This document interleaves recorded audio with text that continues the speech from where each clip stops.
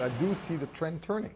Suddenly the question of European airlines regaining market share, of passengers spending too much on regulatory cost, where there's other parts of the world, is a new debate, a clear, fresh debate on trying to improve the competitiveness of European carriers. So I think, yes, there is a trend, and we see it clearly going in the right direction. You're all saying at the moment you're not seeing any weakness in transatlantic bookings, but it's still early days.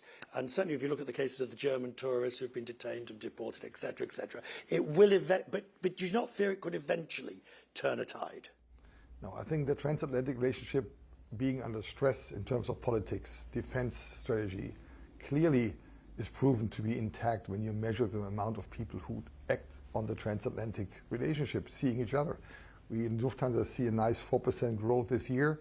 First time ever we have more than 400 flights every week, and the forward bookings are as healthy as they could be. So I think we should not be, let's say, distorted by those stresses on the political level towards Americans and Europeans. They want to meet, they want to see each other, they want to visit each other, and let's keep that also as another element of how important aviation is in times of more unstable politics. The problems you're having, the individual problems with the seats, getting the seats certified, it's quite extraordinary that the length of time it's taking. You must be getting really frustrated. You're having to either keep planes on the ground or fly seats empty. Well, it is frustrating, and especially it has been frustrating. But looking forward now, I think there's light at the end of the tunnel. There's more than 100 airplanes going our way in the next years on the wide-body side, mainly to the Lufthansa airline. More than 2/3 are going there because we're freshening up our main brand. So with all the frustrations more or less behind us, we're now looking into the deliveries, and 777X hopefully being delivered next year, just confirmed by Boeing. Are you prepared to bet a coffee on it? A coffee, yes. Maybe all my all my pension payments, not really. But again, this is going to be the last. We're looking obviously forward to it being the launching customer for the 777X. It's going to be the last introduction of a new airplane type for many years to come.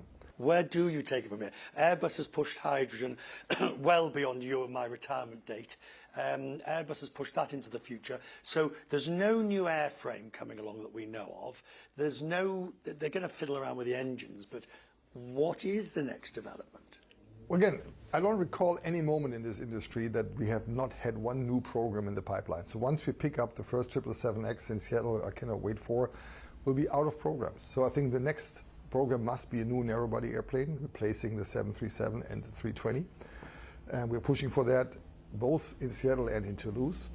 Obviously, the propulsion topic is a huge topic for the airframers to take that decision. But we as an industry, the large carriers, the airframers, the engine manufacturers, we must be continuously pushing technical innovations, which we have been known for decades.